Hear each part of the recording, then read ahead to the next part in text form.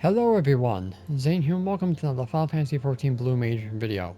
Today I'm going to show you guys how to get the 2 spells from the Grand Cosmos dungeon solo. Now a gigantic disclaimer, doing it solo should not be attempted unless you have absolutely no choice. Otherwise I recommend doing this with a party of 4 or at least 2 to 3 people. The only reason why you should do this solo is either you want an authentic soloing experience with Blue Mage, have some sort of social anxiety, the party finder is dead, the server is dead, and there's nobody around to help you. So I'm going to show you guys how to do it synced, because synced is 100% drop rate. So if you're doing this solo, you're going to have to go unsynced, which is going to make the spell's RNG drop rate. If you go level synced, then you go in alone, but you're synced down to the item level of the dungeon, but the spells will drop 100% of the time. But you lose Super Echo, which gives you that 300% increase. But luckily for me, I was able to do this solo, so I'll be able to guide you. As for the gear, level 80 cryptlurker, or if you have the Goldor fight done in the Carnival, you guys can get the Phantasmal gear, but the cryptlurker with Poetics is good enough. I melded spell speed and the termination into my gear. Alright. And you're also going to be using a mimicry of a healer, because obviously you're going to be needing the Palm Cure for healing, and of course the Gob Shield for the ultimate shield to even survive the tank busters. So now for the spell loadout. This is going to be basically solo friendly loadout. So we're not going to be using anything like Phantom Flurry, Night Bloom, or both ends. Nothing like Sea Shanty. Basically we're going to be using spells that are open world, or basically some Heaven's Ward and a Realm Reborn. Because it's important that you get Immortal Flame ASAP. So the first thing you guys are going to grab is Aetherial Mimicry, and then grab a DPS Aether to increase the potency of Gob Shield to make it almost incredibly invincible, and Palm Cure, which is basically your spammable benediction because of the increased effect potency from the mimicry. Mighty Guard, which is going to give you a reduction of 40% damage, but reducing your damage by 40%, but Basic Instinct removes that affliction. Magic Hammer for your MP regeneration, as well as lowering the intelligence and mind by 10%. Ultravibration and Ram's Voice for taking care of the mobs. Only one mob in the Grand Cosmos cannot be ultra-vibrated. Shock Strike, Glass Sands for your filler damage from Realm Reborn. Song of Torment, which will replace Night Bloom. Toad Oil for the 20% evasion. Moonflute and Diamondback go hand in hand. Moonflute will pacify you for 15 seconds. But if you use Diamondback right before this thing dissipates, you guys can get a 90% damage nullification. But this is only should be used if you really know the fight. Feather Rain can be exchanged for Eruption, because Eruption is a lot easier to get, but Feather Rain has a DoT. Bristle, because it works with any spell instead of Whistle that only works for physical spells. Supraknakha and J-Kick for your filler damage. I've already made videos on how to get that solo. Triple Trident and Tingle work together. So you would do Tingle to boost your next physical damage, and then Triple Trident is a triple pronged attack for 150 potency, plus with the Tingle will do massive damage. Breath of Magic only can get after get level 80, and then you get that through the totem back in Ul'dah. I already talked about Ram's Voice. Missile is for the second boss. It will basically cut the opponent's HP by half every time, but it can hit or miss. But this is very essential for the second boss to make it a little bit easier. You must fight Enkidu in the battle at Big Keep through the storyline of Hildebrand and Realm Reborn, so if you skip all the cutscenes and all that garbage, you can get through it pretty quickly. Goblin Punch for your filler damage. It works with Off Guard to make it more potent for 220 potency. And Off Guard to increase the damage dealt to enemies by 5%. You're going to be using this with conjunction with Breath of Magic and also with Song of Torment when it's up to basically tick more damage. So this is the loadout that I'm basically going to be using. So correction, make sure you have a healer mimicry, not a DPS. So make sure Mighty Guard is up before going into the dungeon. Activate Basic Instinct and of course Toad Oil, and then use gob skin right before the first pull. These guys will still hit pretty hard even with Mighty Guard up. Grab them and get to the next set of mobs, ultravibrate and Ram's voice them to death. Once that is done, get to the next trash pull and sack yourself, because you're going to want ultravibration back up again and it resets upon your death. That way you guys will be able to get to the next boss pretty fast. It's the fastest and most efficient way to do this, so if you guys can, do it. Do not waste your spells killing them the old-fashioned way, because you'll need them for the bosses. So the second trash pull, I let them kill me, and then of course I would respawn from the beginning. Once you kill the first boss, you'll be able to continue from that boss point, so you don't have to go all the way back to the beginning. Reapply Basic Instinct, Toad Oil, and then Shield right before the mob pack. So when I come back to the second mob patch, make sure you double Ram's voice, just in case someone does not get frozen, like this little guy did right here. But I ultra vibrated everyone to death, and then I goblin punched him in the face to kill him. Remember that they do not all freeze at once, so there might be a chance that you might get killed by the ones that get frozen last. So be very wary of that. That's why having gob skin up before that pull can be very helpful. And also use swift cast too as well. But make sure you double freeze just in case someone survives.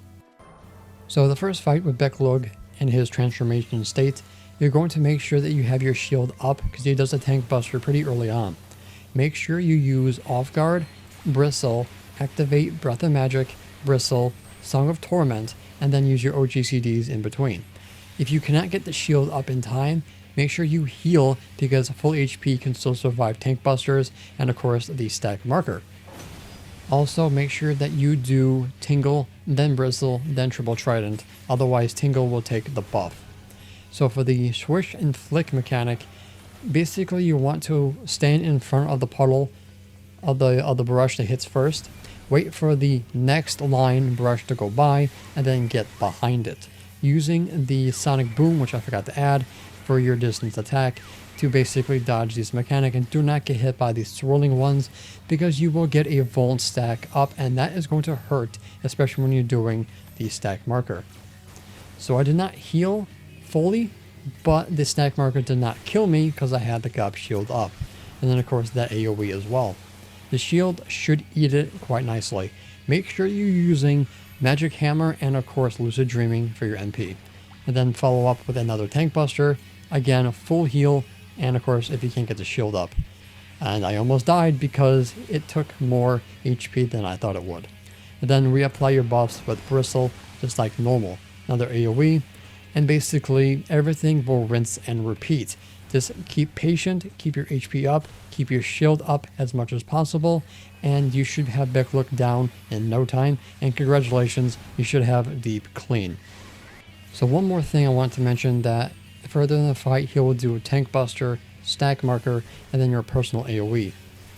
So shield, heal, shield, heal, and then of course heal through your personal AoE, and then you should be just fine. So I wanted to make that perfectly clear that he does do all three almost back to back with a little bit of auto attacks in between. So from here I'm going to speed it up ×2 if you guys want to watch it. You can. If you want to skip ahead, use the timestamp in the description down below. Remember, the second set of mob packs the same as the first. Ultra Vibrate, Ram's Voice the first, sack the second, come back, Ultra Vibrate, and get to the boss.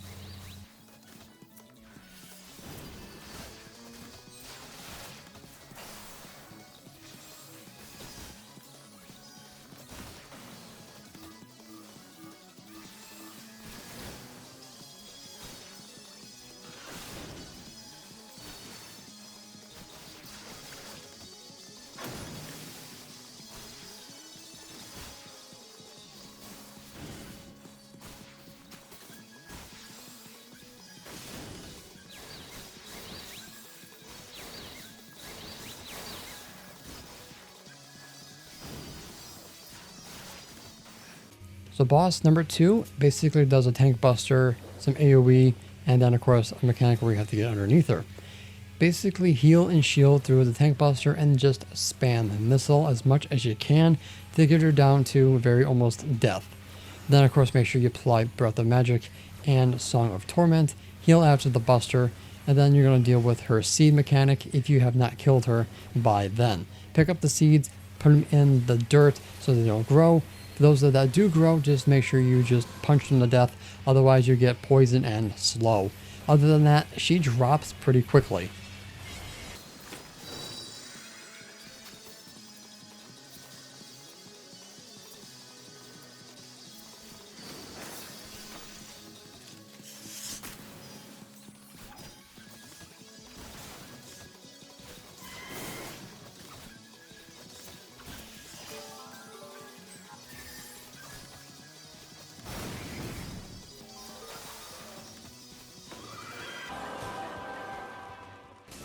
So this part right here is going to be annoying because you already wasted your ultravibration. Do not fight these guys like I'm doing. Just let them kill you and then come back with ultravibration. And then the next set of mobs, you're going to sack yourself again, have them get killed with ultravibration, and then kill the king manually with your GCDs and of course your dots. And then you'll get to the next boss. So the final fight is with Lugus Beck Lug's Familiar. Pre-pull, get your buffs up and your shield. His tank buster will come after a couple of attacks.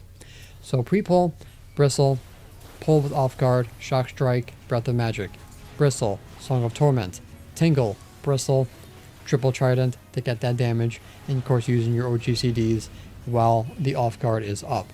Scorching left or right, get to the opposite, and then he'll put the X mark with the outwardly flame.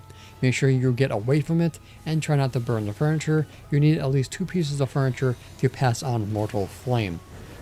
After this, he's going to do his tank buster, Captive Bolt. Make sure that you shield, if not full HP, to basically face eat it. And then of course heal after. Then he's going to do Mortal Flame. Pick a piece of furniture. You'll do this twice. After that, no more, so you don't have to worry about furniture. After a slew of auto attacks, he does Fire Domain, a new attack. Get away from him until the tether turns wavy to avoid getting a bone stack up. He'll charge you and scorch a piece of furniture. Then he's going to do left or right scorching again, and then follow up by bringing down the chandeliers. The pattern on the floor in the middle is going to appear on the top, the bottom left, and the bottom right. That's where the chandeliers will fall. Do not be under them, otherwise you get another bone stack up, and at that point you're basically going to get murdered by his tank buster. After all that is done, he'll put another flame on the ground and then follow up with Mortal Flame for the last time. Other than that, he's going to be rinsing and repeating every single mechanic except Mortal Flame ad nauseum until he's basically dead. So make sure you shield and heal, do his tank busters, avoid getting bone stacks, and you should be good to go, and Mortal Flame should be yours. If you guys want to see this whole fight from start to finish, let me know in the comment section down below and I'll upload it separately, because this guy definitely took a long time to kill. So that is how you unsync, level sync, solo the Grand Cosmos for deep clean, but most importantly, Mortal Flame. Again, make sure if you can do this with other people, do it to make this so much easier. But if you want the challenge and if you have no choice but to do this solo, this is how you basically do it. If you want to go get harder hitting spells before getting a Mortal Flame, you're more than happy to do so, but I definitely recommend getting Mortal Flame, because with buffs, that thing can permanently tick for a lot of damage, making a lot of fights face roll easy. So I wish you luck, and I'll see you guys in the next soloing video. And that's it for today's video. Thank you guys so much for watching. Don't forget to leave a like, comment, and subscribe to my channel if you're new for more Final Fantasy XIV content and help with the YouTube algorithm. If you guys want to support my channel even further, consider becoming a YouTube member, Patreon supporter, or help me on Ko-Fi. The links for those will be in the description down below, as well as my Discord. I also want to give a thanks to all my YouTube members, Patreon supporters, and Ko-Fi members, and the extra special shout out to the members on screen. So until next time, if you ever walk in the glorious light of Lord Bahamut, and always remember to keep forging ahead. Take care.